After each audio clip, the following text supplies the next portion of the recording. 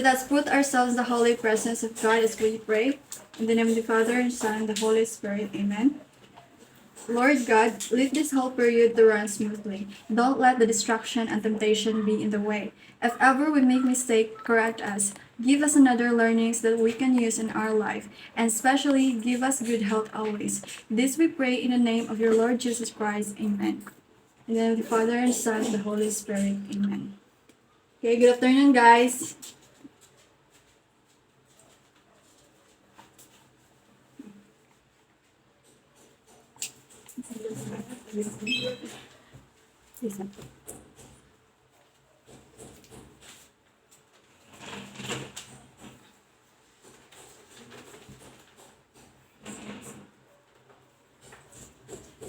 So, hello everyone. Madungog na ko. Hello. Okay na, sige. Sige, thank you. So, sorry. So, we would like to greet you all a pleasant evening, and we thank you for allowing us to have this time to do our presentation. And also, we would like to apologize for the delay or interruption nga mahitabo during our presentation. So anyway, we are the group 6, and I am Roslaini Lumondot, the first person to be having the discussion about our topic today, which is the records management. So today, there are several companies that either underestimate the importance of records management, or they view this process as a matter of convenience rather than one of necessity. And yet, records management programs are vital for any offices with an ongoing record keeping. So, kay nag-offer ni sila og number of advantages akin to productivity and cost savings. And what's more is that having a good records management system helps ensure compliance and quick access to your most reference files. So, hindi mo gana ang mouse.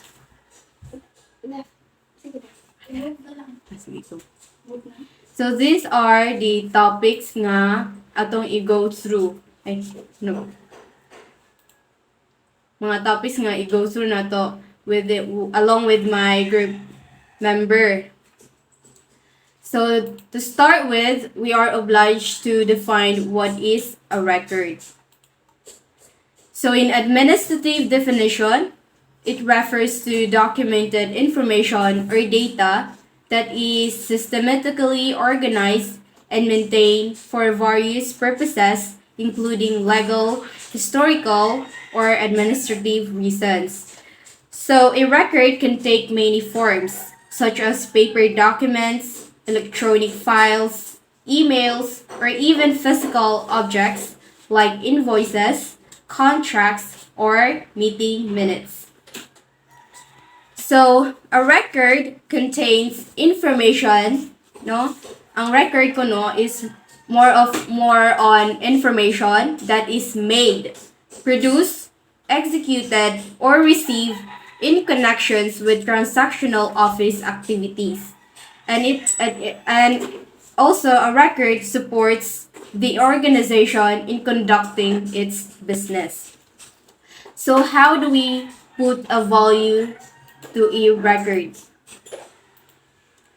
So records are considered hard evidence of an agency's unique policies, procedures, and decisions, and it often holds a significant administrative, historical, and legal value. So what do you think will happen if you don't keep a record of important files? So an office records provides a history of an agency's unique policies and decisions, and it contains a lot of administrative, historical, and legal value, which is why it is so vital to have a proper record-keeping procedures. If your organization doesn't keep a record of its important files, ang mahitabo, you open up yourself to lost information, failed compliance, and costly legal repercussions.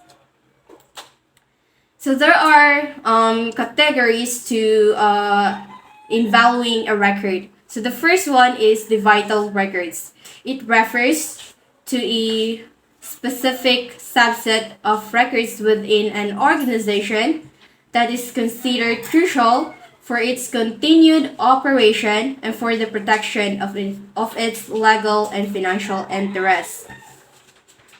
So these records are often essential for responding. No, kani magamit ni siya nga mga records for emergencies like disasters or significant disruptions to business operations. So vital records includes first the historical records. So kani mga records kani ilang documents that these are the documents that provides historical context and insights into the organization's evolutions and achievements. So makitaan diri ang mga panghitabo sa company like ilang mga awarding, ceremony, occasions, and such. So the next one is the property records. So these are the documentation related to physical assets. Yes? Sige, okay. Physical assets such as property, deeds, leases, and asset inventories. So, coming from the word, no, property records, so, mao ni ang mga importante pod in a organization kanang ilang mga titulo in their land and mga leases and asset inventories ilang mga gipanggasto within a certain specific program nga ilang ginahimo. So the next one is yes. Okay, sorry. Okay na, madungog na ni. Sige, thank you. Thank you sa pag-remind. So the next one is the disaster recovery plans. So these are the documents outlining the organization's procedures for responding to disasters or emergencies, including backup and recovery plans. So kani familiar na ay more on naana ni siya sa mga company kay naman jud yung mga disaster like natural disaster nga mahitabo sa kalibutan no na dapat ato yung planuhan na ang kada company na sila yung mga recovery plans when it comes to disaster. So kani nag-include ni siya sa mga vital records. So the fourth one is the intellectual property. So these are the documentations for such as the patents, trademarks, copyrights, and other proprietary information.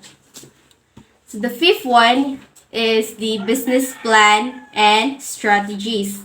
So these are the documents outlining the organization's goals, objectives, and plans for growth. Mao ni ang mga future plans nga gina-record nila, document nila for their future ahead planning in a certain program nga ilang ginapahimo. So the last one is the research and development data.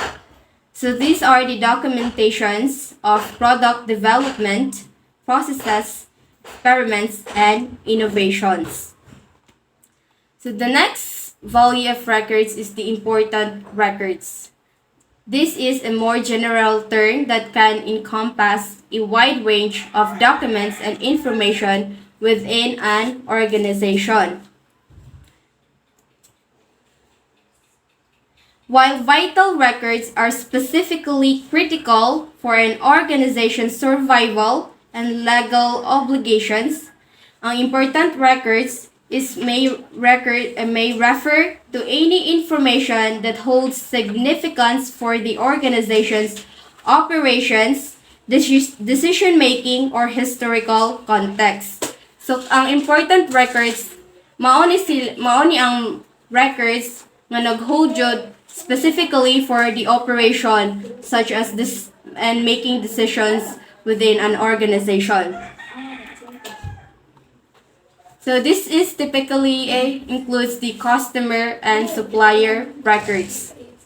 So this kanang yung ginahandulan dire is the contact information, contracts, and other documents related to key customers and suppliers.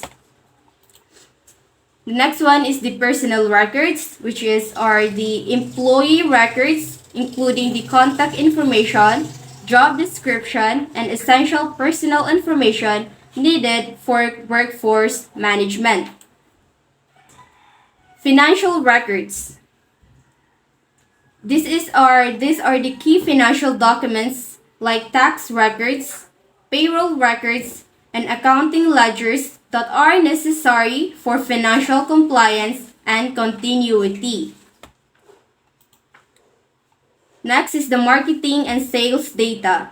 Information related to customer demographics, market research, and sales performance. Compliance and regulatory documents. These are the records related to regulatory compliance, certifications, and audits. And lastly, the legal documents.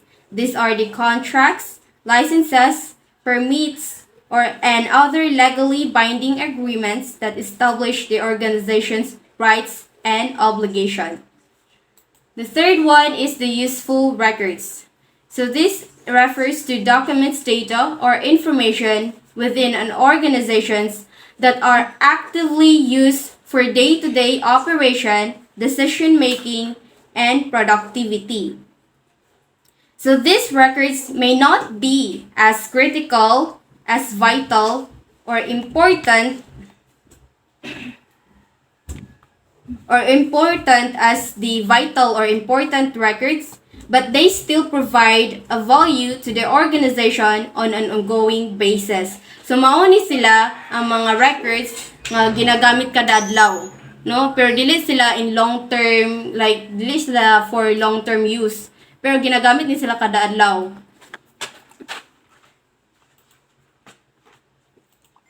So, the first one nga nag-include ani nga certain records is the policies and procedures. So, these are the documentation of an organizational policies, procedures, and guidelines. The second one is the current project files.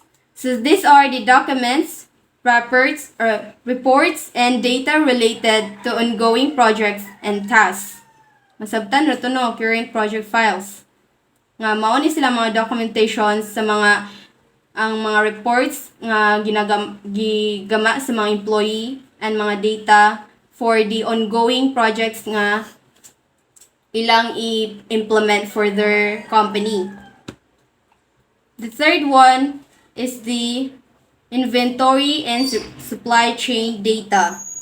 So these are the information about the current stock levels, orders, and supplier details for efficient inventory management.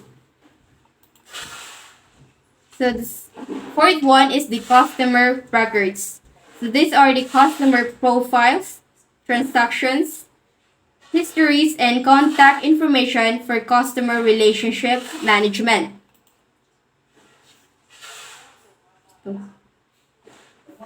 Employee records. So these are the personal files, performance evaluations, and training records for HR and workforce management. So mao ni ang mga documents for the identity of an employee, kanailang mga evaluations, performance nga gina-present for their projects and such. And lastly, the sales and marketing materials. So these are the product catalogs, marketing collateral, and sales presentations for promoting products or services. And lastly, the non-essential records. So these refer to the documents, data, or information within an organization that are not critical for day-to-day operations, legal compliance, or the organization survival. So, kung ang useful records kay critical siya for day-to-day basis, ang non-essential daw kay dili siya critical for day-to-day basis. So, these are the example no nga nag-include sa non-essential para masabtan pa. Which is, first is the outdated documents. So, these are the records that have become obsolete due to changes in regulations, processes, or technology. Mao ni sila mga documents nga wala na nagamit kay nag-change og mga protocol sa mga protocol or naglahi og gi-change sa mga HR ay lang mga mga present nga mga ongoing projects and such. The next one is the duplicate files. So, mailan naman nga duplicate no ang word nga duplicate, which is these are the copies of documents or data that exist in multiple locations without a specific reason. So, mao ni sila mga files nga na-duplicate nga okay naman untang nga naara sila sa isa ka place, like nasa isa ka files. So, these are the non-essential records. Maybe because ilang giduplicate for emergency purposes, like kanang basin niyang ma-delete sa isa ka files and such.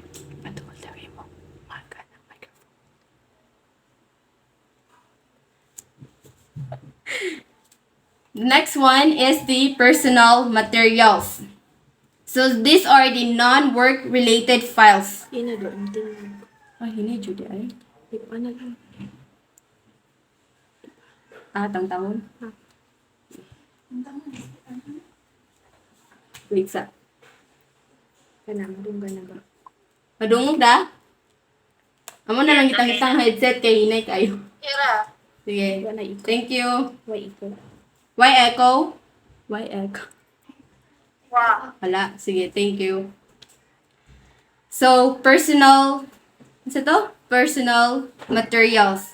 So, these are the non-work related files or personal documents stored on company devices or services. Mao ni sila ang mga files no nga for personal lang, dili siya related sa organization or kanang sa ilang company nga like kunyari nagkuan siya isa ka computer and then nag-download siya salida sa K-drama such na iyang butang iyang gi-downloaded sa isa ka file sa naara sa folder sa company. Mao na mga personal materials which is that is considered as a non-essential records. The next one is the transitory communication. So these are the emails, messages, or files with short-term relevance such as meeting invitations or notifications. So mao ni sila ang mga kanang email like kanang for short-term uses bitaw like naa kay ipa-invite for interview. And then, if nakadong na tong mong i-invite, pwede na siya nimo ma-discard na mao na sila ang non-essential. So, the next one is the expired contracts. So, these are the contracts or agreements that have reached the end of their terms and are no longer in effect. So, masabtan na siya. So, this last is the meeting minutes and reports. So, these are the records of meetings, presentations, and reports that inform decision making. The next one is the record life cycle. So this is also known as the records management life cycle. It refers to the stages that a record goes through from its creation or receipt to its final disposition or archival preservation. So in simple term, the record life cycle describes the stages a record goes through from its creation to its eventual destruction. So the record life cycle is an important part of any organization's operation as it helps to ensure that all documents are properly stored, preserve, and dispose of in a timely manner. So the record lifecycle process ensures that information is not lost or not up to date and is available when checked and is presented from being misused. So these are the key stages of a record lifecycle. The first one is the creation or receipt. So this is the records that are created or received by an organization during its day-to-day operation. So this is the starting point of the record lifecycle. So kani nag-refers to the reproduction or production of a record or documented data. For example, you may write a financial report. So mao na ang creation. Or nag-receive kag memo by email. So these are the receipts. So the records must be created in the first time nga available siya, and they must be of high quality, accurate, valid, and dependable. The next one is the classification and organization. So these are the records. The records are categorized, classified, and organized based on their content and relevance to the organization's functions and activities. So this step helps ensure easy retrieval and management. So from the word classification and organization, mauna na yung step which is the mga files or mga document na mga information kay ipang filing na. Like naanay mga categories kung asa sila ipang butang. Para dali ra siya makuha if mag-need ka nila. So, moto. So, the next one is the active use.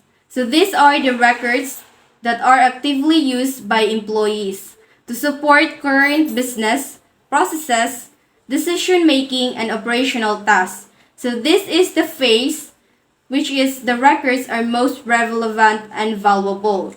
So, mao na niyang stage which the information kay gamitunon na kanang mo gamiton na sa employee for the client or for the organization. So mao na ni ang time nga very valuable na ang record nga gi-file. The fourth one is the retention. So these are the records which have the specific retention periods based on legal, regulatory, and organizational requirements. So the retention means to keep. Ang word nga retention is to keep. So, during this phase, an organization must retain records for the required duration while ensuring they remain accessible and protected. So, tanang records, naadyo siya specific nga retention to keep. For example, kanang nigamit ka and you think nga ikaw man mo paggamit na kahuna-huna ka nga basin magamit pa nimo next morning or next day. So imo siyang gi-keep sa imong drawer. Mao na siya ang retention. Or naapoy uban nga na sila specific drawer nga butangan na silang mga records kung asa nila ibutang nga doon sa ilang mga cubicle para if mag-need na sila dali na nila maabot. So the next one is the inactive storage. So after their active use, records may be moved to a less accessible storage area, such as an off-site storage facility or electronic archive, to free up space in primary storage and reduce costs. So mao na ni ang naay office mismo, kanang isa na jud ka room for storage sa mga record. Mao na ni ibang butang nga mga archive na nga mga record nga for documentation na lang, dili na ingon nga kuan magamit siya the next day or the next month, basin magamit siya for the documentation nga ipang filed up nila at the end of the year. The next one is the review and appraisal. So periodically, records are reviewed to determine if they should be retained, archived, or disposed of based on their continuing value to the organization. So kanang ang records dili ang isa ka company dili sila kabuot nga ilang ma-dispose ang isa ka records. Kailangan na ay process nga mahitabo before sila makadispose. Mao ni musod ang National Archive offices which is located sa Manila. So during our office observation so naadto mi naka office observation sa Department Agrarian Reform. So si Ma'am Luisa which is the one who ni tour sa mua ang naghatag og information about their departments. And usa niya sa iyang specific nga giingon is about the disposal of the records. Ang iyang giingon, before sila mag-dispose sa ilang mga records, kanang mga archive na nga records nga dili na bitaw magamit, na naka-storage na sa mga isa ka room. Kay, before nila na i-dispose, gama sa silag letter for the sa National Archive offices, ila tong i-send dito ilang maybe through email or through post office, ilang isend na if ang mga National Archive offices, ilang i-check if ready to dispose na ba ang mga records or ni pa ba nga dili pa ni sila pwede i-dispose kana pay confidentiality for the client.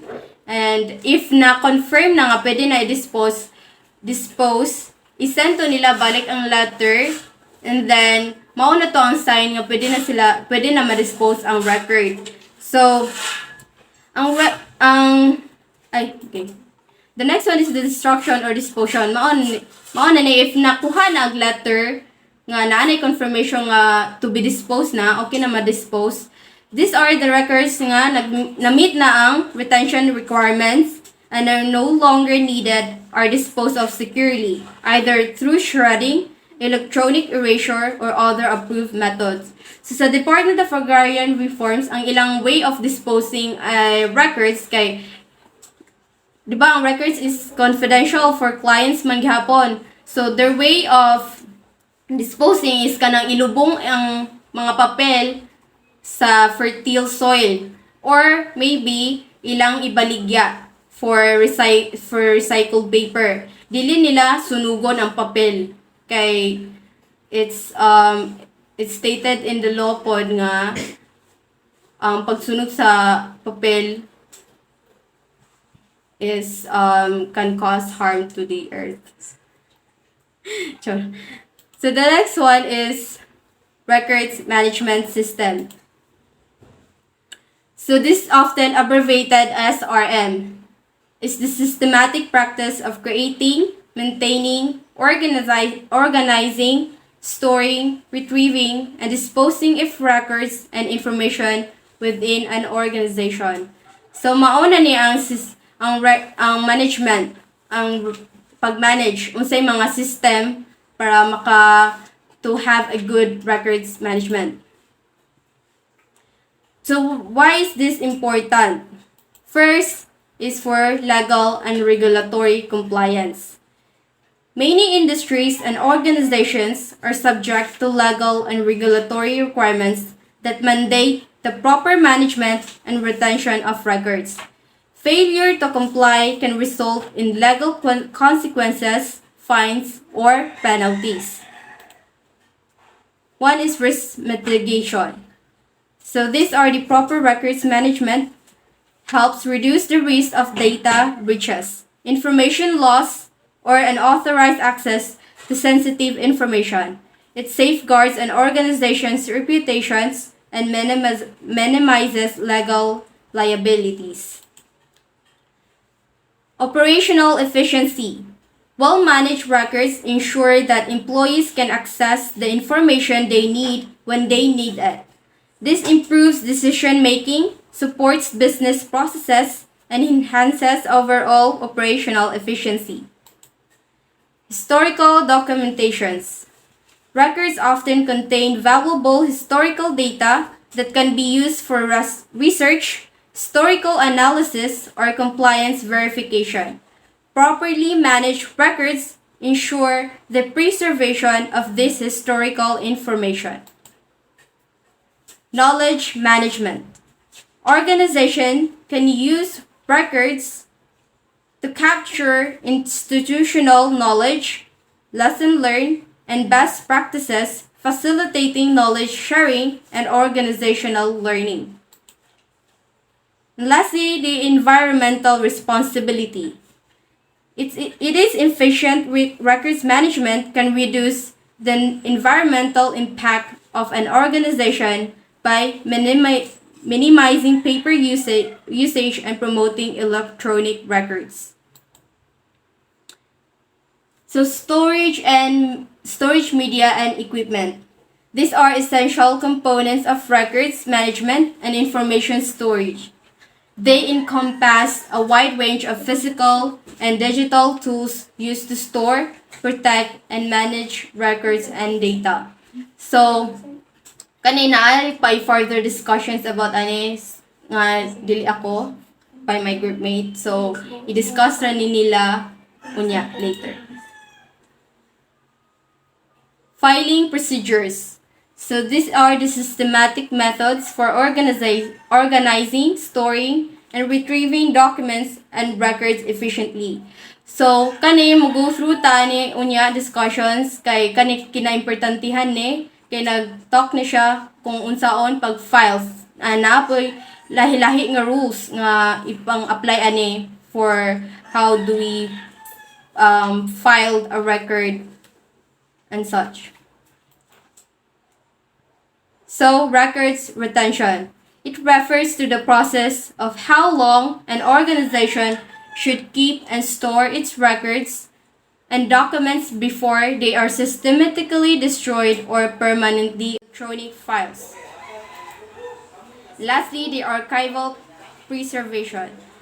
There are some records, such as historical documents, legal agreements, and other valuable information are identified for archival preservation, and these are the records that is typically stored in a secure long-term archive, such as the museum and library, kanang mga thesis nga kanang gipangpasa sa students nga ilang gi-preserve in the library para magamit pod sa mga incoming students nga mag-need og idea on how to create a thesis.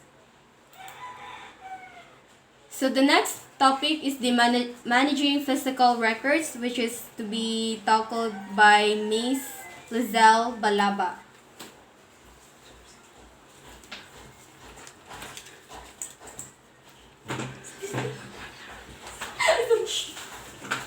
Good afternoon, everyone. Madunggan ra? Madunggan ra. So, my topic is about managing physical records.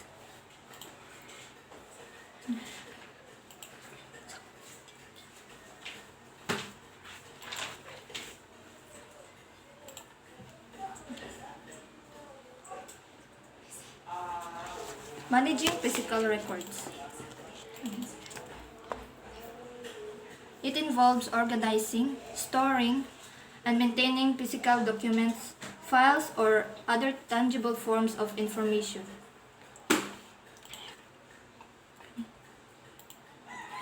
It is important for efficient retrieval and compliance with legal and regulatory requirements.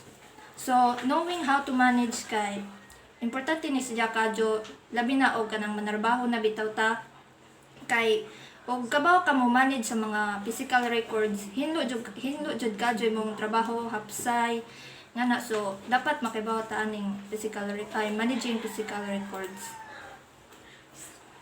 So what are physical records? Physical records are hard copy records containing personal business or public information. Many businesses continue to rely on physical records to meet their commercial and administrative purposes, as well as to comply with legal obligations. So, physical records means any written or recorded information that is being stored. Example, aning mga physical records is mga medical record, educational or student records, confidential records, financial records, criminal records, of many more. So there are two common types of physical records: the paper physical records and microfilm physical records. Paper physical records are physical documents or information stored on paper. Paper is used for many records for both short-term and long-term storage. Example sa mga long-term nga physical records nga paper is mga medical records, contracts, employment records, birth certificates, marriage license. And sa short-term is mga memos, letters, and ledgers. Microfilm physical records. Microfilm is typically used for long-term record storage. It is a medium that contains small images of records on a roll sheet of film. So, example ani is library catalogs, historical archives, corporate archives, and government records. Microfilm-based physical records involves the use of microfilm technology to store and archive information. There are 3 standard varieties of microfilm. The first one is microfiche. Mano siya ang microfiche. Microfiche is a card made of transparent film used to store printed information in miniaturized form. Sheets of film that can each hold up to 300 images. So, all microfiche are series of micro images on flat sheet of 105mm film arranged in a grid pattern. The most common size of microfiche now being produced measures 4 by 6 inches. Libraries began using microfilm in the mid-20th century as a preservation strategy for deteriorating newspaper collections. Roll film. Roll film is any type of spool-wound photographic film protected from white light exposure by a paper backing. Small rolls that can hold reels of images. If makakita mo sa kanang karaan bitaw nga kamera kanang Kodak, mao ni siya gamit nga roll film. Diyan na po ni siya sa mga sinihan. So, the first film that was in a roll and flexible was made by George Eastman in 1885, but it wasn't synthetic but on paper. The first roll film on transparent plastics was invented in 1889. So the third one is aperture cards. Aperture cards are a type of microform that are created by inserting a microfilm image into a hole or aperture on a piece of cardstock. So aperture cards, punch cards, in the roughest form were invented in the early 1800s by Herman Hollerith and Semyon Korsakov. Kani si kanang often ni si nga magamit sa mga engineering kanang large format images kanang mga drawing sa mga engineering, mga building plans mo ni siya gamiton. So microfilm reader is a device used in projecting and magnifying images stored in microfilm to readable proportions. So mo ni gamiton para mascan or ma-read tong mga microfilm, katong mga microfiche, mga aperture cards, mga roll film, mo sila gamiton aron mabasa nimo og unsa to imong gi-archive nga mga records. So these are the advantages and disadvantages of paper physical records. First one is the advantages of paper physical records are tangible. They are tangible which can provide a sense of security and familiarity. Kay tungod kay papel man siya, so ang naka-advantage sa papel is kanang kuan siya kanang pintay o kanang birth certificate. Ang original is di ba maimo na unja og manginahanglan na ang hintay need nila og copy ang imong birth certificate, pwede ka maka pa-duplicate. So familiar na nimo ang original kay siyempre na naman na imuha naman na. So ang atong na duplicate na nimo is tuat mo na to imong ihatag. So tangible siya kay pwede ma-secure nimo ang original.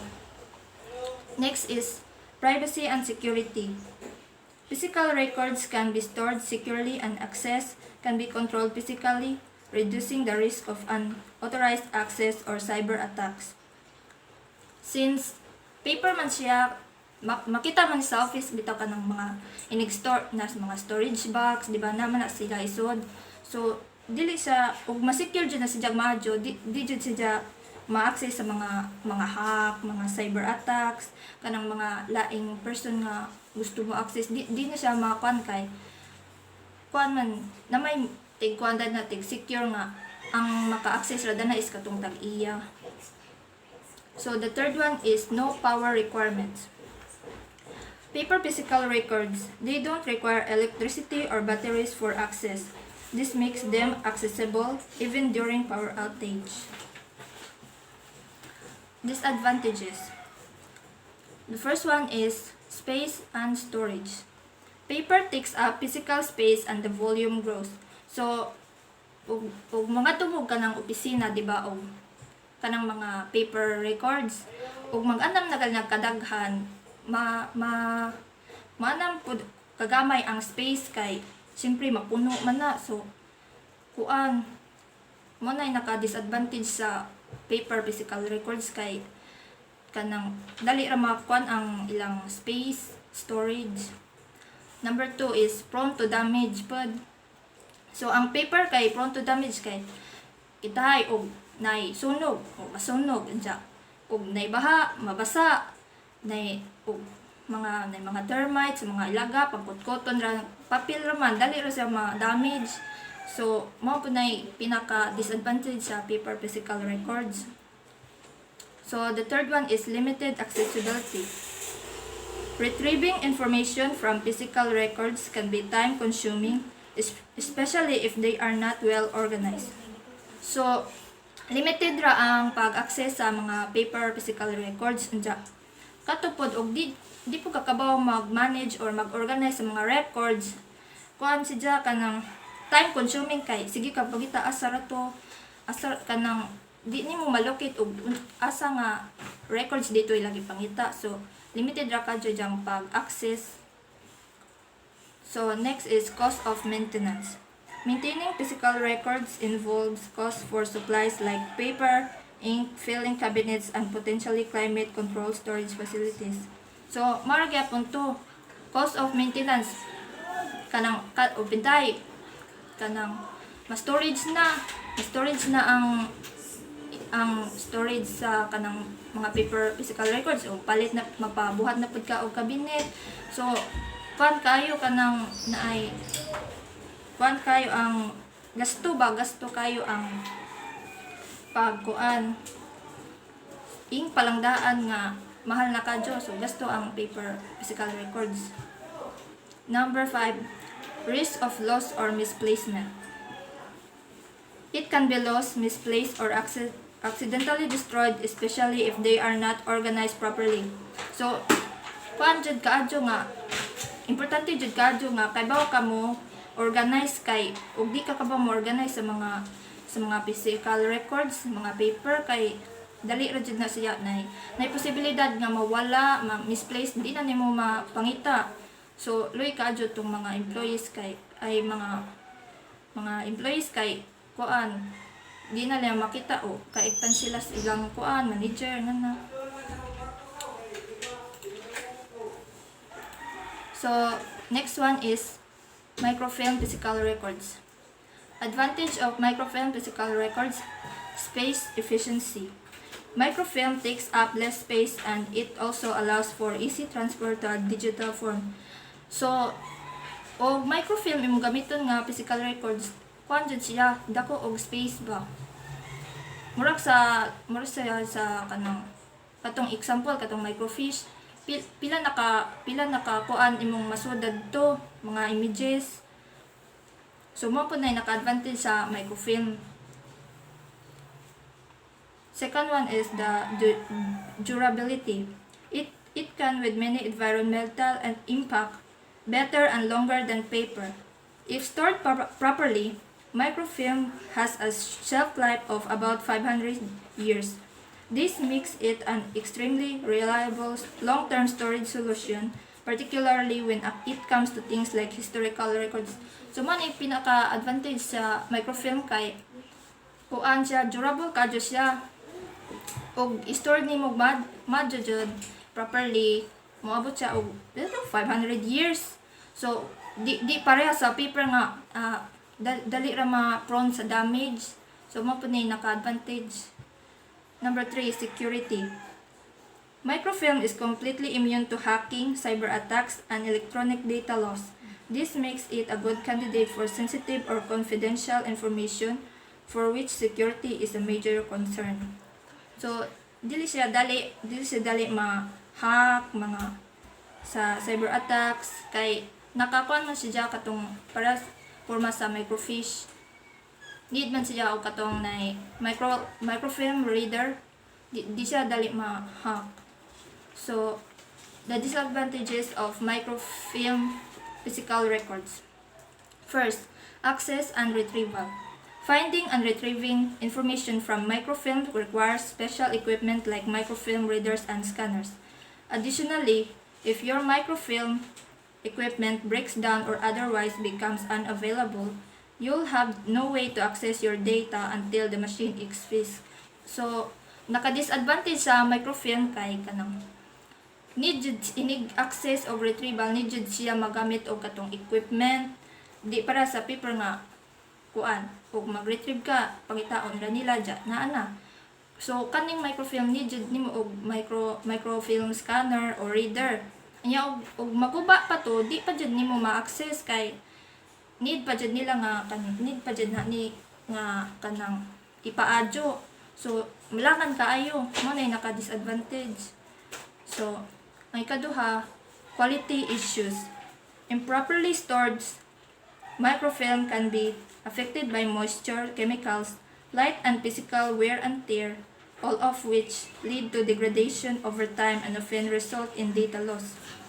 So og nakabantay mo ka ng mga litrato bitaw nga og di nimo ma-stored properly, daw na murag mo moist, di ba murag madaot nga na pud na ang microfilm, madaot siya og di jud nimo properly stored ja, og iskan na nimo ma-error, di ma-kuan iyang quality sa mga pictures, di mailhan. So mao pud na. Third one is lack of searchability. Microfilm lacks searchability features, making it harder to quickly locate specific information. Since ang microfilm kay kuan siya, dili siya dali ma-search, dili siya dali ma-locate kay need pa nimo nga scan ja. Wa siya di siya para sa paper nga ang paper man gud kay pwede nimo siya i-label og by alphabetical. So dali ra to sila ma-search, dali ra sila ma-locate, pero ang microfilm dili kay kailangan pa jud nimo scan. So daghan gud na. So lack of searchability ijang disadvantages. Preparing records for storage. Before filling a record for the first time, you need to prepare it properly for storage. By doing so, you speed up the filling process and increase filling accuracy. First one, muna siya mga steps para inig mag-storage ka o mag-store ka og physical records. So number 1, collect the records. Make sure that you gather all the physical records that need to be stored. This ensures that nothing is overlooked or left behind. So, ug mag-collect gali kag records, pay attention jud nimo og tanan na ba nimo o na-collect. For example, katong nag-office observation mi sa DAR sa agrarian.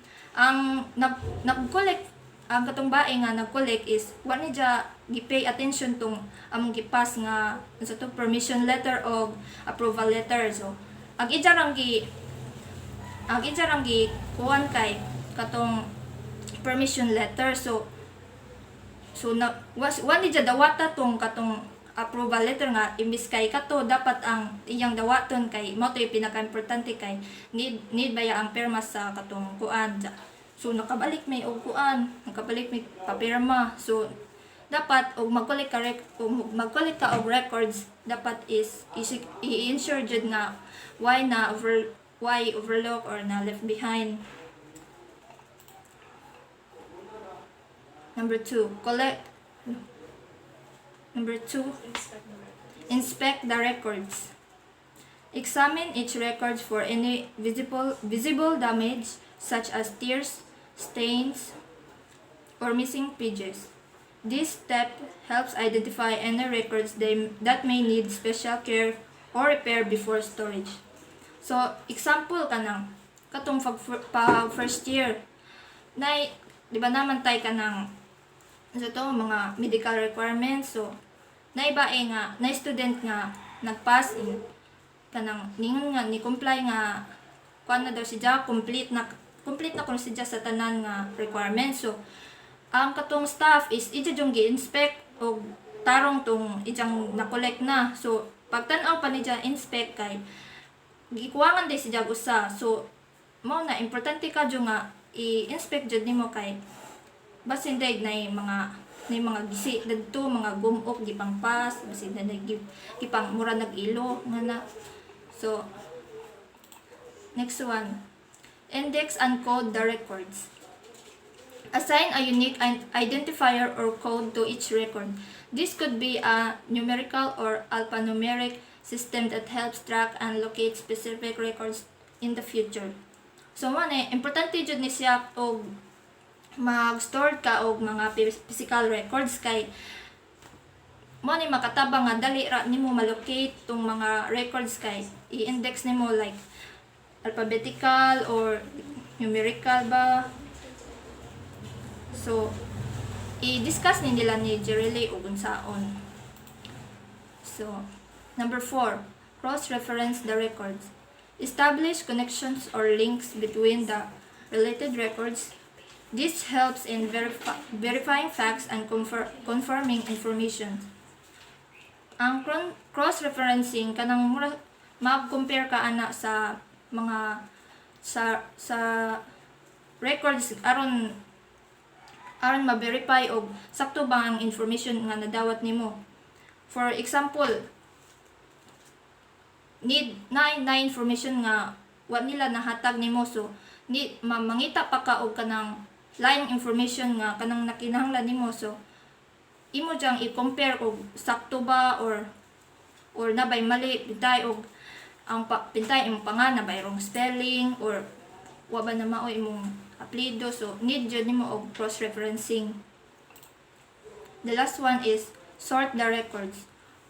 Organize the records based on the established indexing system. This ensures that records are stored in a logical and accessible manner, making it easier to locate them when needed. So if nabuhat na to nimo tong 4 ka mga steps, so mag-sort na ka og records. So dapat jud ka mo dapat ang katong indexing o coding the records mo jud pinaka-importante kay aron inig-sort nimo ana ipangbutang nimo by depende og by alphabetical ba tong mga records, by year or by numbering. So inig-store nimo sa mga records dapat hinlo, dapat wala nagkasaag-saag ang mga records kay aron dali ra siya malocate kinahanglan na nimo. So the next topic will be discussed by Jerely.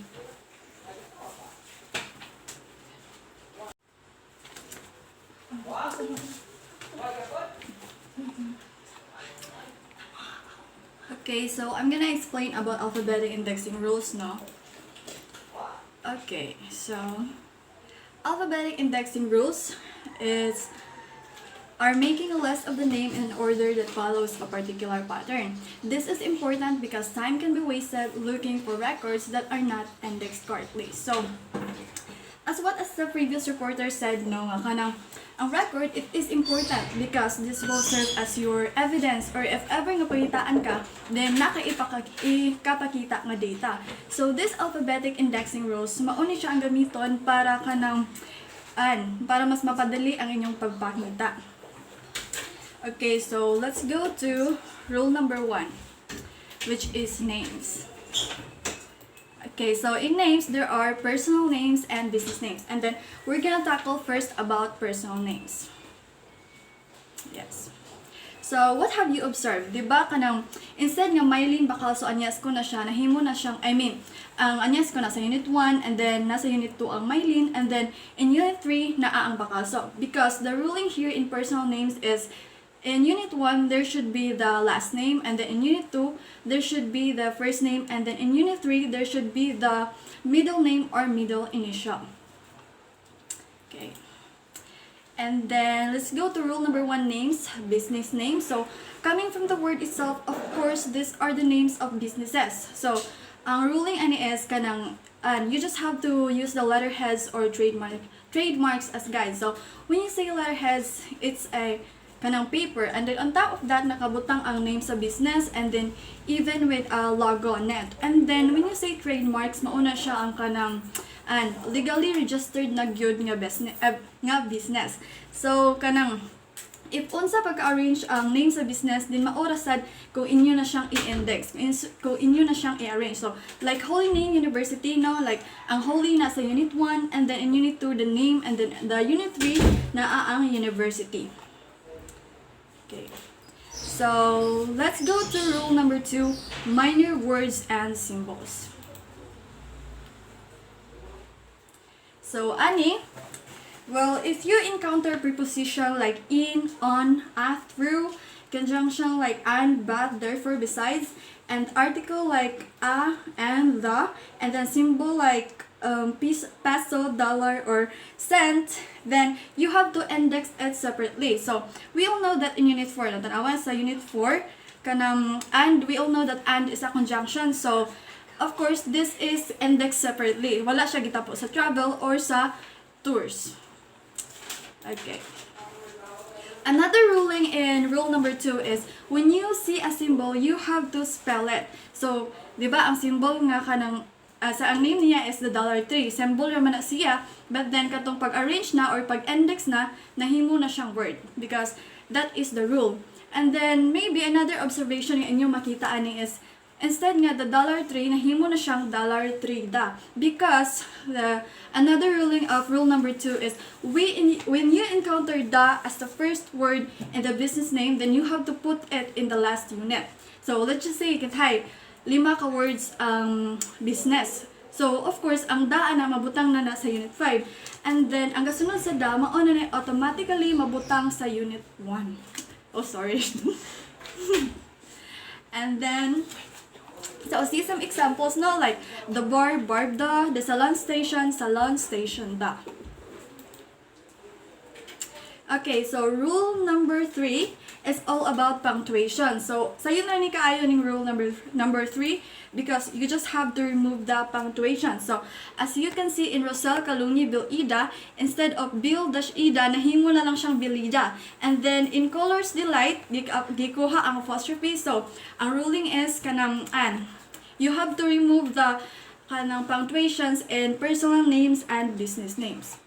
So, sayo na ni sa rule number 3. Stop sa kay nalubat ang cellphone. Sorry for the dead air, guys. Okay.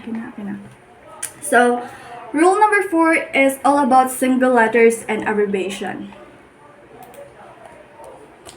So, the first ruling in rule number 4 is when you see initial in personal names like parihan sa F will entire, let's just say F here stands for Fernando. We don't have to spell the Fernando because F or the initial will do naman.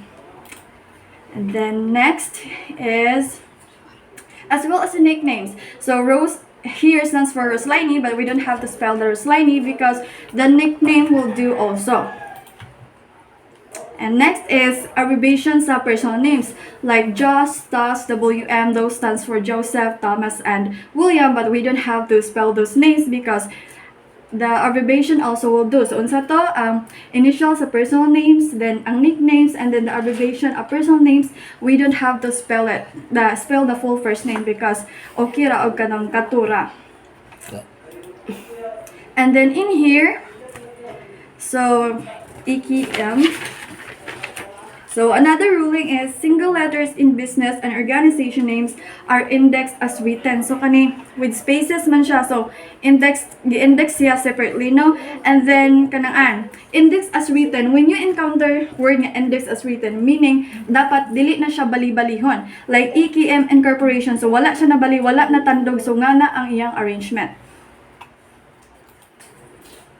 And the next is, so ang radio and television station call letters as one unit rana. So BYRD, GMA, KBS, MOR, SBS, so sa one unit lang. And then let's go to rule number 5, symbols in business and organization names. So ani symbols, no? So, ang cent, ang number, ang dollar, so, gispell siya. Then, ang nakalahi lang ani is with number na siya, no? So, tapad siya, 50 cent. Tapad sila with number 1. And then, no space. Actually, explain pa ni further ni Mylene. So, mauna sa rule number 5. And then, rule number 6 is all about letters and abbreviations in business and organization names. So ani, we all know that CO stands for corporation, INC for incorporation, and then MFG for manufacturing. So parehas sa personal names, we don't have to spell it fully. So okay ra nga kanang ANRA abbreviation lang. So ang additional lang ani nga kanang ruling is if makikita mo acronyms bitaw sa business name, like let's just say BSO. So B stands for Bohol, I for Island, then S for State, and then U for University. Kanang let's just say kanang B with nasiya yung mga punctuation like dot, B dot, I dot, S dot, U dot. Kanang dapat na na siya sa one unit even with, bisa naa siya o bisa naa siya kanang punctuations because naa na sa ruling nga kanang if acronym siya then dapat na siya sa one unit regardless with punctuation or the spacing. So mao na siya sa rule number 6. And then remember, in alphabetic indexing rules, you must remove or drop this. You must remove the spaces and you must remove the punctuations like apostrophe, dash, comma, period. And then, these are the things that you have to spell. You have to spell the symbols like an, dollar, peso, number, percent. Actually, daghan pa na, pero ang akong gi-include is katurang yung needed. Okay? Okay, so ani, last part lang ni nako. Kanang di na ni siya apel, pero if ever nga wonder mo, what if ang kanang first name, what if ang first name or last name sa isa ka person, 2-word name siya or 3-word name siya? So, saan man dapat balahi-lahi nag-unit ang kada word sa name? So, no, of course not. You just have to kanang remove the spaces. So, parihan ng Bebe Joy na. So, baby, no space, joy. Gikuha ang space. And then, sa kanang last name sad, so, gikuha ang space sa Della, no space, Sarna. So, kanang ayaw lang mo ka-confuse. Ang inyo lang tanang hinumduman is dapat kibaw mo kung asa ang last name o asa ang kanang first name. So, okay, that would end my report. I hope nga nakasabot mo. And then, so, ang rule number 5 to rule number 12. So, Mylene would tackle that. Okay, thank you.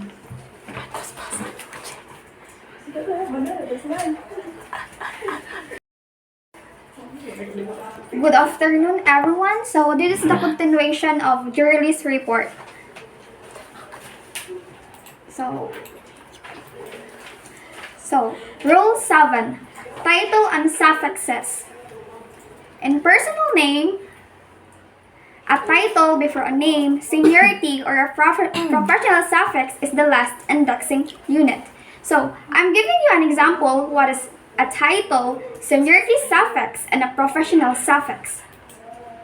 So, title before a name. So, kung makita mo nga Dr., Mr., Mrs., Miss, Prof, Sir, Ma'am, and such, that is a title. In seniority suffix, we have Roman 2, Roman 3, junior, and senior. And numeric suffixes are filed before alphabetic suffixes, junior, mayor, senator.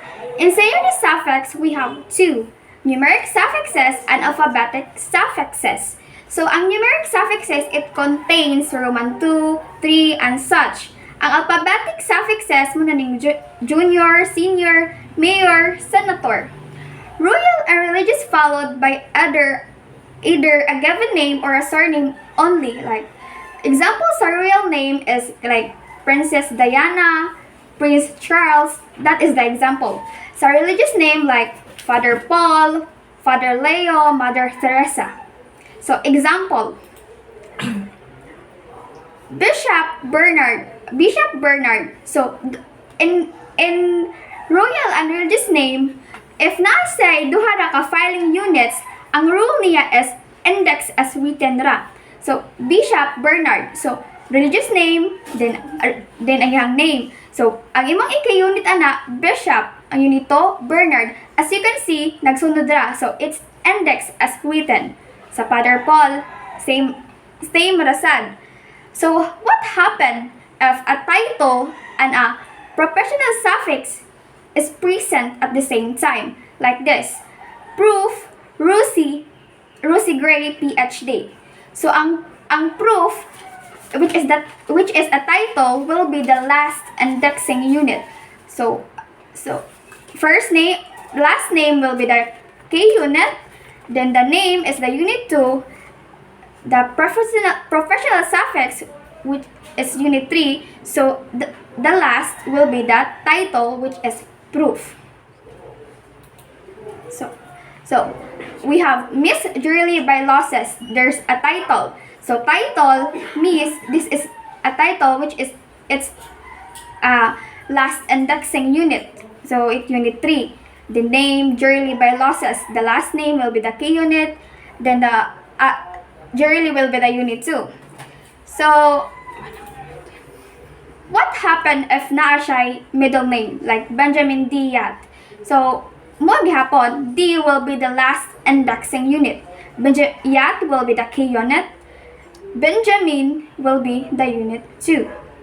So what happened also if ang numeric suffixes and the alphabetic suffixes are present at the same time? So you need to put the numeric first before the alphabetic suffixes. So Benjamin Diat, Roman 3. So this is a numeric suffixes. So dapat og naani sila, dapat ang mag-una ang kaning na ay Roman 3. So ang followed by the alphabetic suffixes. Kaning na ay junior. So,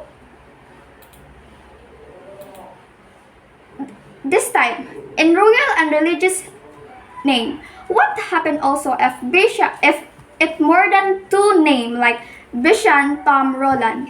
Sa religious name na ay rule na if it only contains 2 filing units, we can index as written. What happened if Bishop, Tom, Roland, it's more than 3? So we cannot apply the index as written. We followed the Roland will be the K unit because it's the last name. So the name is Tom will be unit. Ang Bishop na mahimo na ang moy last i-index na to. So Queen Elizabeth, index as written, Queen Elizabeth. Rule 7. Title and suffixes. Business name. A title and business name are indexed as written. So, in Rule 1, for business name, again, any business is indexed as written. So, lahi na siya sa personal name. Kay ang personal name, kay kinahanglan man i-arrange which is the K unit, which is the second unit. Sa business name, you need to index as written. For example, Captain Hawk's Bake Shop. Captain, as you can see na ay siya symbols. Na apostrophe na ay comma. So ang ining index nimo, ang kaning toldo mawala na. So it's a business name. Cap Hawk's Bake Shop. Index as written. Cap will be the key unit. Hawk's will be unit 2. Unit 3 will be the bake shop. Unit 4 will be shop. So i-index na nimo. Usa siya gisuwat. Mao po'y ang forma niya ining index. Dili na siya mausob. Ay niya bantayan if ang business nag-contain og personal name, kay lahi na, di ba? Kay ang business, i-index naman as written. Grandma's Cookies Shop. So there's a symbol, so disregard the symbol. So masumpay na siya, Grandma's Cookie Shop.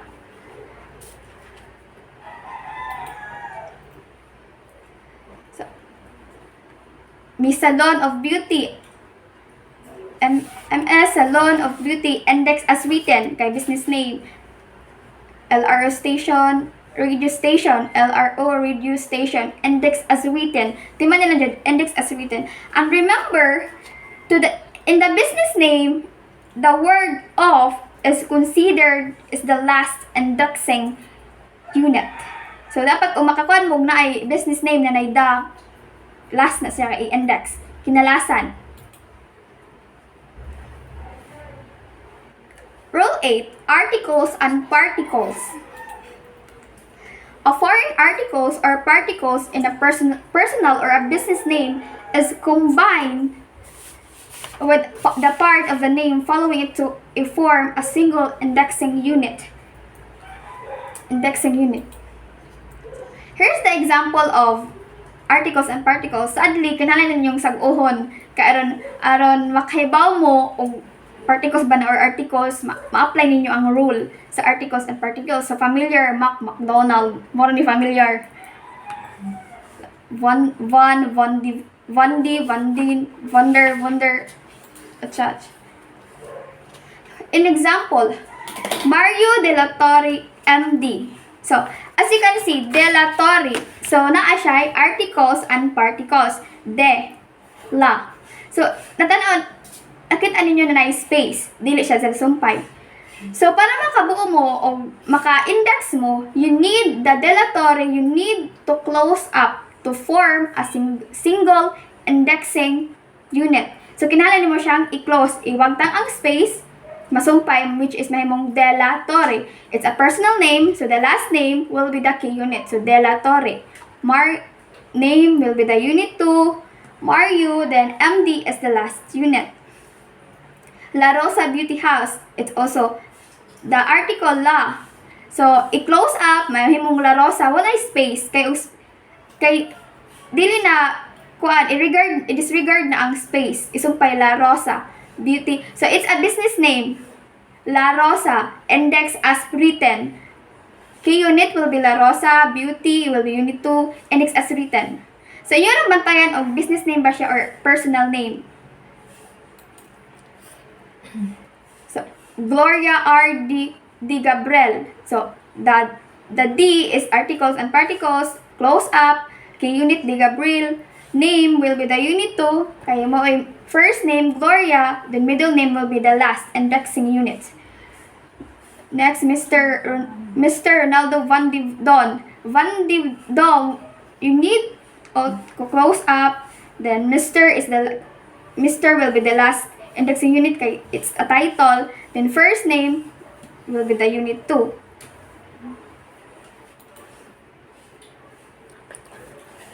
Rule 9. Numbers spelled out in business name are filed alphabetical. So example, 7 Lake Nursery. It's spelled out because it's start with letter S. So what happen if you written in a digit? Dili na siya word, which is numbers. Numbers with numbers written in digit in the first unit are filed in ascending order, lowest to the highest number, before alphabetic name. It is example 229 Club, 524 Shop, First National Bank of Chicago.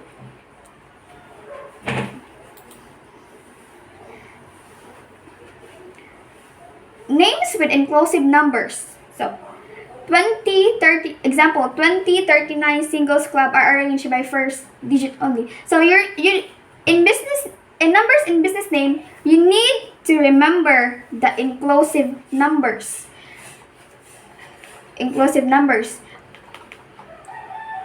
Like 2039, it's inclusive numbers.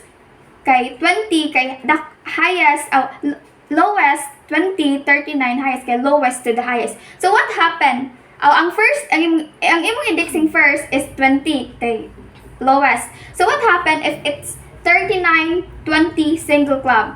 39 mo ay nauna. So you dili ka maka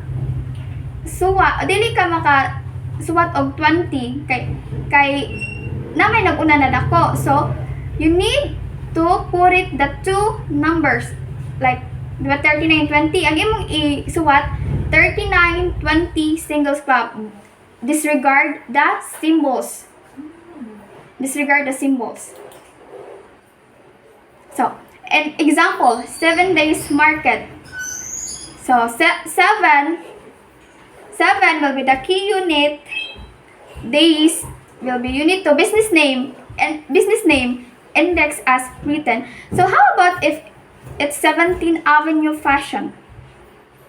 When indexing names with numbers written in digit from that contains ST, TH, and D like first, second, third, you just put the digit only.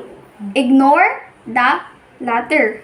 Ignore the TH. So 17th Avenue Fashion, our K unit here will be the 17, then index as written 17, unit 2 Avenue, unit 3 Fashion. Same 21 Club, Incorporation. So numbers will be the K unit, club will be the unit 2, unit 3. So disregard the symbols. So how about if 50% discount? As Julie said, so if na may symbols, imo siyang i-spelled out so into word. Like 50% discount. So in index, 50%, di na symbols ang makita, word na, ang mabasa na nato percent. 50% then discount. Index as written. 65 plus retirement village. 65 plus na word na siya, di na siya symbols. So 65 plus will be the key unit. Unit 2 will be retirement, and then unit 3 will be the village.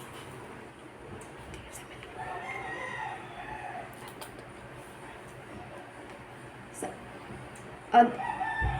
510 Princess Court. It's an inclusive number. So, ining index, og makayan, makita mo gani, it's inclusive numbers.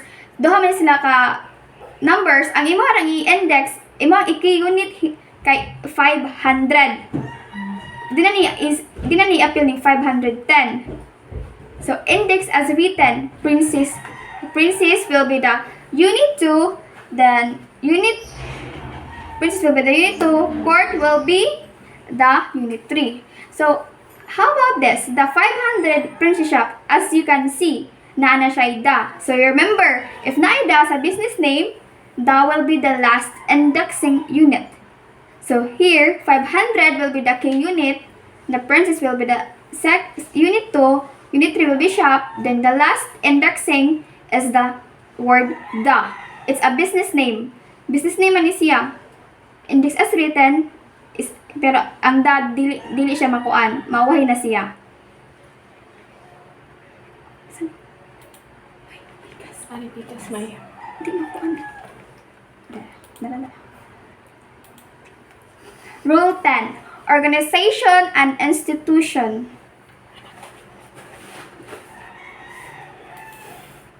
Index and filed according to the names written in the letterheads.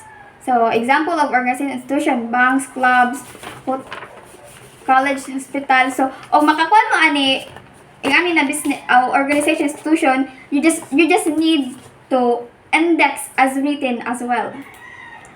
Ikuha na nimo First National Bank.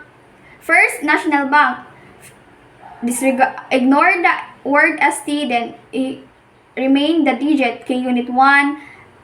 Unit 2 will be national, unit 3 will be bank. So as ikuha na siya nimo index as written ra jud isuwat ug unsay ihang original na pagkasuwat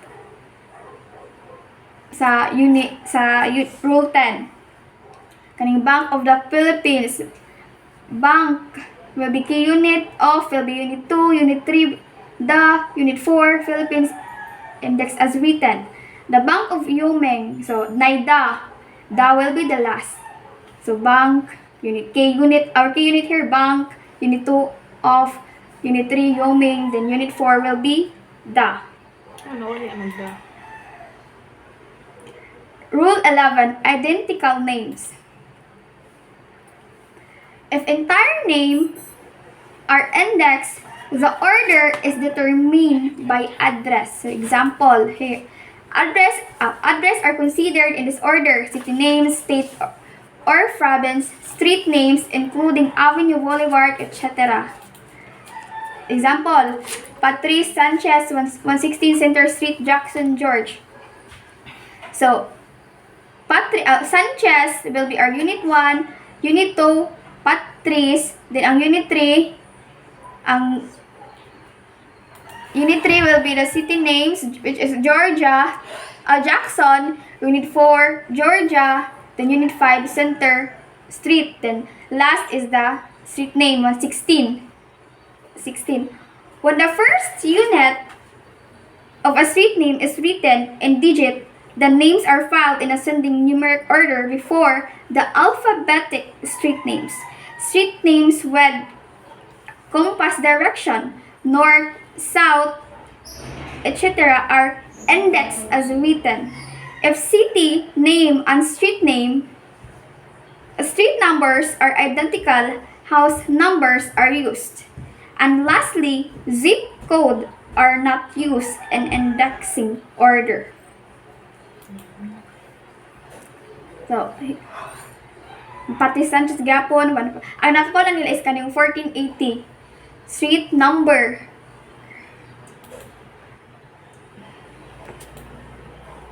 Rule 12, government names. Government names are first indexed by the name of governmental unit, country, state, county, or city. The second unit identifies the distinctive name of the department, office, or board. State and local government. The first indexing unit are the names of the state, province, county, parish, city, town, township, or village. The next indexing unit is the most distinctive name of the department. So examples sa state and local government. So Alabama Department of Education. So ang name sa iyang government name is Alabama. So Alabama is our key unit kasi nasa rule. Ang itong i-first na unit kay ang iyang government names. So ang iyahang second unit kay education, usa siya na klase na department. Usay name sa iyang department, which is education. So muna tong i-unit 2. Ang department ang ato ang unit 3, then off will be our last indexing unit. So dire govern the Andorra. So govern is government. So ang iyang name sa government niya is Andorra. So K unit. Then ang government will be our unit 2 since duha raman sila. City of Arlington Public Library. So ang atong ikuan Arlington because it's the name of government. City our unit 2, of will unit 3, then public unit 4, unit 5 will be library.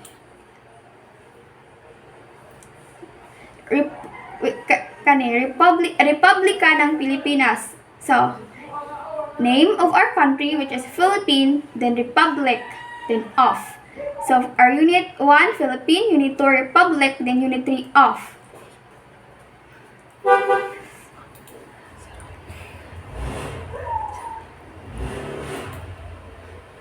Federal government. The first 3 indexing unit of federal agency are Philippine and government. Sa example is nakabutang is United States and government. But naman sa Philippines, we will use Philippine government. So example.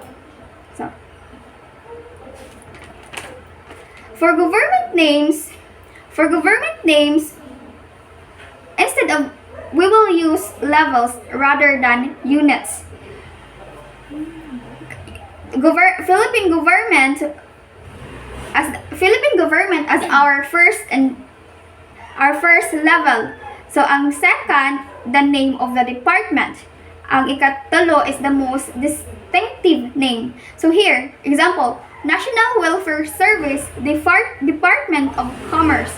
So, ang atong level 1 ani is Philippine government. So, unsa na department? Commerce Department. Mo ato ang level 2.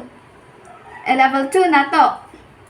Ang kaning Commerce Department, ang yang name sa department. Then the level 3 will be the National Welfare Service. So, if ugna ang of, the word of and of the are not considered when indexing. They may be placed in parentheses for clarity. Ang kaning of for clarity rin siya, di na siya, okay rag, wala na ni. Pero ug naa nakasbutang, ibutangin nila po og parenthesis for clarification. Second example, Office of Civil Rights, Department of Education. What's the name of the department? It's education. So ang atong level 2 will be education department.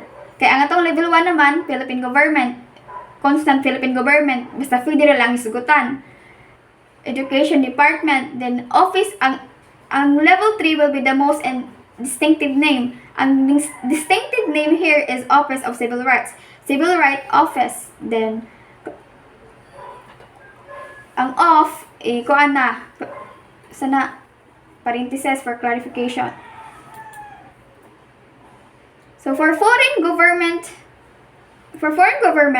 the English is the first indexing unit. Begin with the most distinctive name followed by branches, department, division, etc. So, example, Republic of India.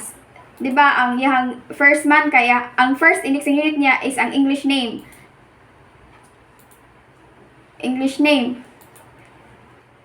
So, Republic of India. India will be our unit 1. Kaya mo ba ni siya? English name. India. Then Republic will be our unit 2. Of will be unit 3. So, Federal Republic of Germany. Germany, because mo ni siya, English name or yung name sa country, muna ito ang unit 1. Basta, foreign government ang hisgutan. Here will be Germany. Federal will be our unit 2. Index as written, Republic, then off. Off will be our last unit. Another, Consulate General Piro. So, Piro ang ato ang name sa country. Then, unit 2 will be Consulate, then unit 3 will be General. Another, Department of the Human Resources Philippines. So, as you notice, ang off di kasagaran malast index. Basa, foreign government. Philippines will be the unit 1 because it's the name of our country. Then, human resources. Unit 3 will be resources. Then, unit followed by unit 4, department. So, that's the end of our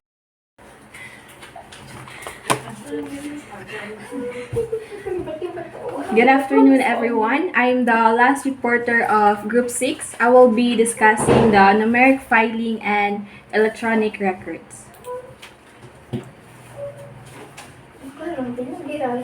So, numeric filing is a method of arranging records by number. So, it means naka-arrange ang mga records or files through numbers. Yeah.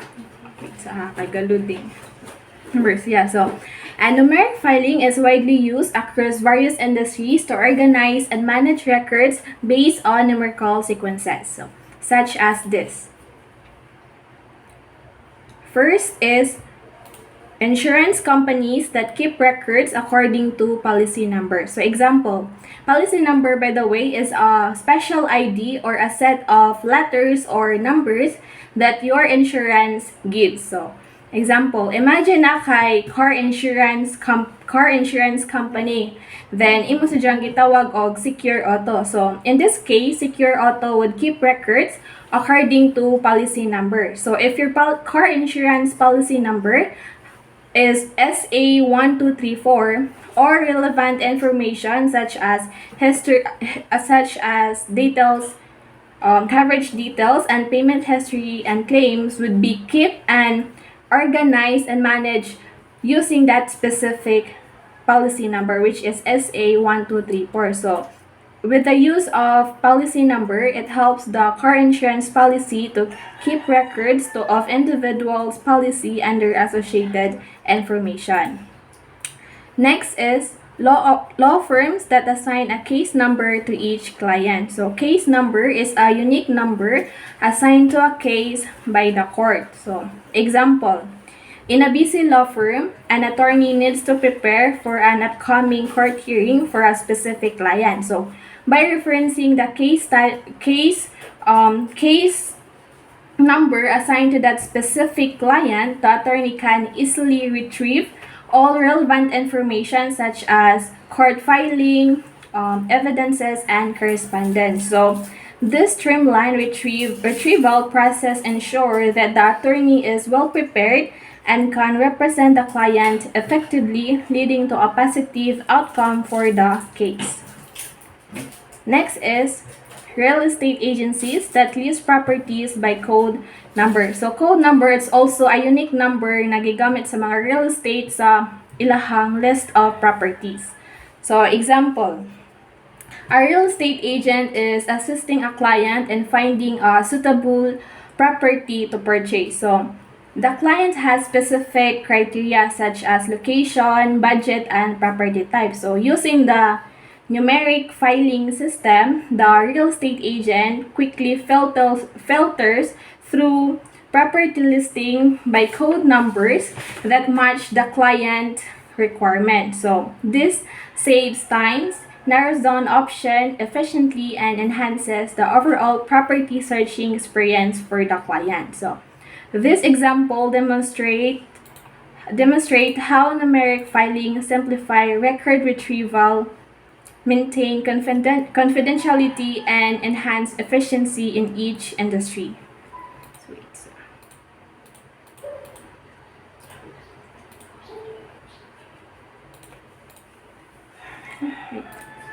So let's move on to the types of numeric filing. So first type is consecutive filing. Consecutive filing is a method of organizing documents and records in acceding number order. So it means naka-arrange ang mga files or documents from lowest to the highest number kay acceding order man. So example, you are managing a medical record in a small clinic and you decided to use consecutive filing record to keep track of individuals patient's record. So you start, if nag-start ka og number 1 for the first patient, then number 2 sa second patient, so on and so forth na siya. Basta kay from lowest to the highest number.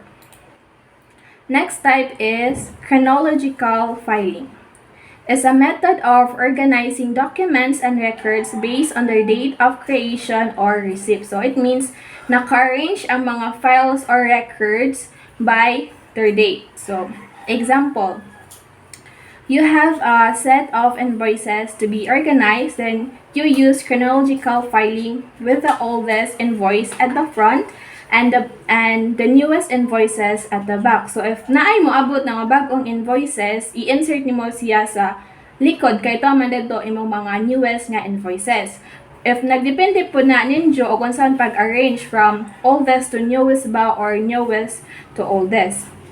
Yan na ang chronological filing. Next is terminal digit filing. A system of filing using a 6-digit number that is divided into 3 parts, the primary, secondary, and tertiary digits. So read from right to left instead na from left to right. So first, ako sang explain o kung saan pagbasa ang terminal digit before na ko i-discuss o kung saan pag-arrange.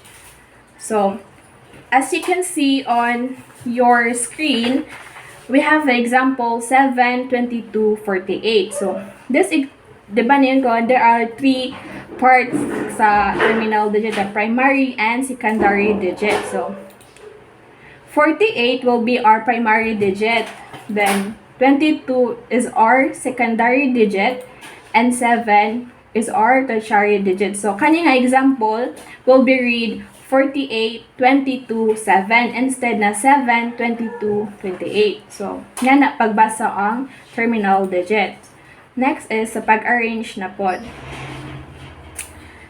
Ang pag-arrange, ato ta mag-start sa primary na to. Then, atong i-arrange ni atong primary digit into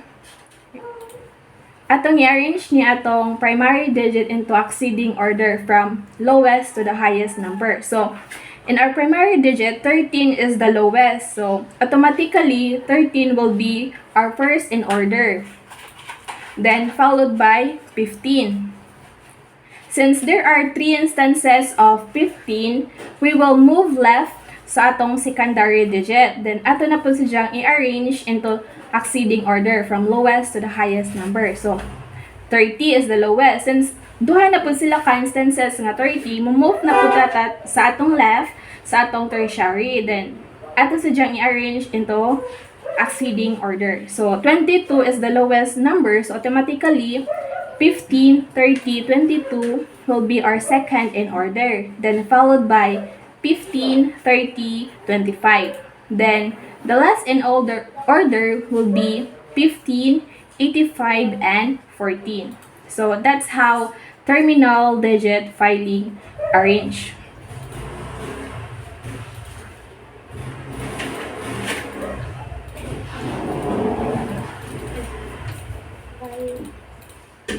So, next type is middle digit filing, a system that uses a tripartite number using the middle part for the initial sort and first part for the second sort and the third part for the final sort. So, same rapod ni siya sa terminal digit. There are 3 parts, the primary, secondary, and tertiary. Pero, instead na magbasa ta from right to left, magsugod ta sa middle, kay middle digit man. So, automatically, 22 is our primary digit, then 7 is our secondary digit, and 48 is our tertiary digit. So, this example would be read 22, 7, 48. So, nga na pagbasa ang middle digit. Mag-start ka sa middle, then left, then usa ang right. So, mag-arrange na po ta. So, same ra pud ni sa atong gigamit na mga principles sa terminal digit. I-arrange na to ang primary digit into lowest from acceding order, from lowest to highest order. So, sa ano nga example, 30 is the lowest number. Pero, duha man sila, move na po ta sa atong secondary digit. Ato na po itong i-arrange of unsa ang pinaka-lowest. Since 22 man ang lowest sa secondary digit, automatically, 30, 22, 15 will be our first in order. Then, followed by 30, 25, 15. Then, ang sa primary, mag-arrange na po ta itong sa nabilin. Na may nabilin 85 and 65. Ang 65 man ang lowest, so automatically kani nga set mo ang next in order. Then followed by sa nabilin nga last. So 85, 14 and 15. So inganaon pag-arrange ang middle digit. Mag-start sa middle, then left, then right. So benefits of numeric filing. First is enhanced efficiency. Numeric filing streamlines document retrieval, reducing the time spent searching for specific files and improving overall productivity. Next is consistent organization.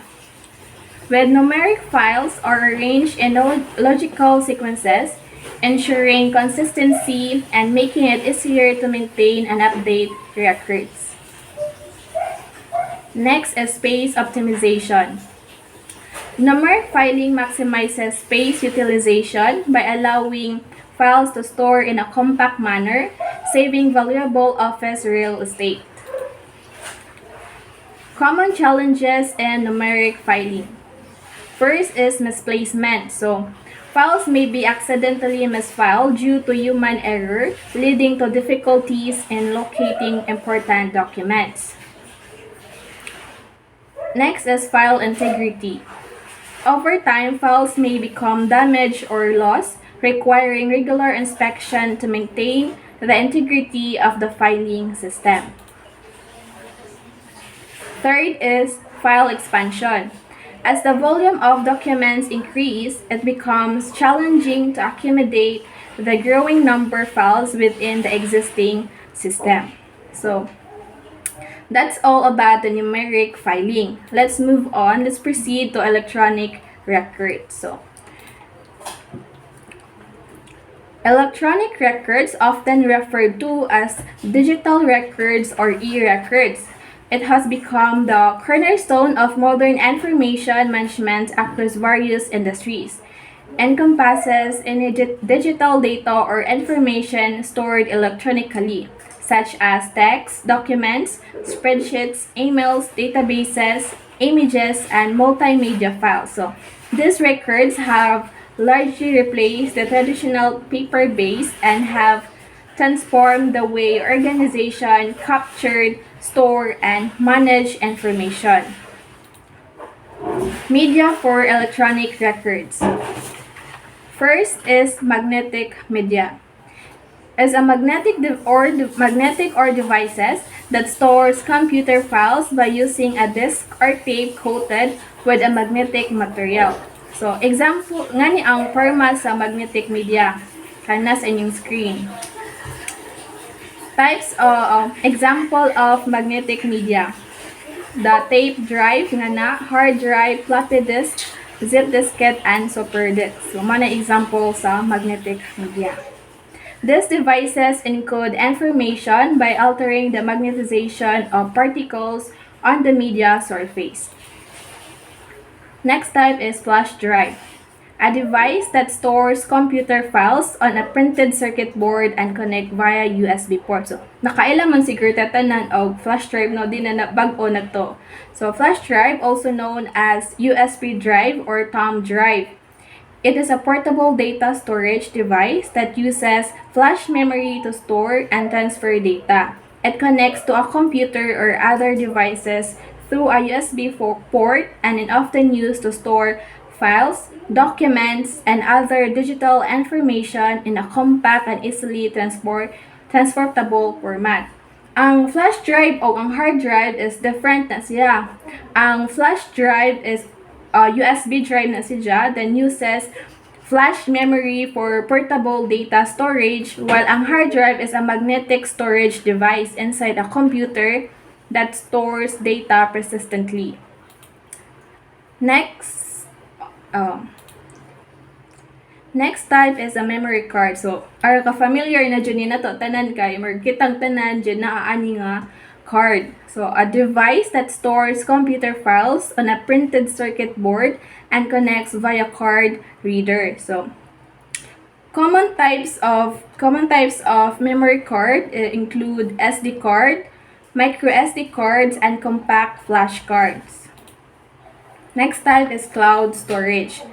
Storing digital data on internet-based server, providing remote access and backup. So, cloud storage is a service that allows you to store and access your data such as files, documents, photos over the internet rather than on a physical device like computer or external hard drive. So, popular cloud storage services include Google Drive, Dropbox, and Microsoft OneDrive. Last type is the optical disc. Optical discs are storage media that uses optical technology to read and write data. Common types include compact disc, digital versatile disc, and Blu-ray disc. They are often used for storing music, videos, software, and other digital content. Benefits for electronic records. First is efficiency. So, electronic records streamline processes, saving time and eliminating physical storage constraint. Second benefit is accessibility. With electronic records, information is at your fingertips, so allowing seamless access from anywhere at any time. Third is searchability. The ability to search, retrieve specific information quickly enhances productivity and decision making. Challenges in implementing electronic record. First is change management. Transitioning from paper to electronic record requires effective change management strategies. Next is compatibility issues. Integrity, various systems and software can present compatibility challenges during implementation. Next is data security. So protecting electronic records from cyber threats and unauthorized access demands robust and security measure. So electronic records and media have revolutionized the way information stored and accessed and managed in various sectors from healthcare to business and government. So, in conclusion, the adoption of electronic records keeping system offers several benefits. However, it is essential to remain vigilant about data privacy and security concerns to ensure the integrity and confidentiality of electronic records. As technology continues to advance, electronic record keeping will likely play an even more critical role in the way organizations manage information in the future. So, that's all about our report, Records Management. So, thank you guys. So, mag-take sa tabi.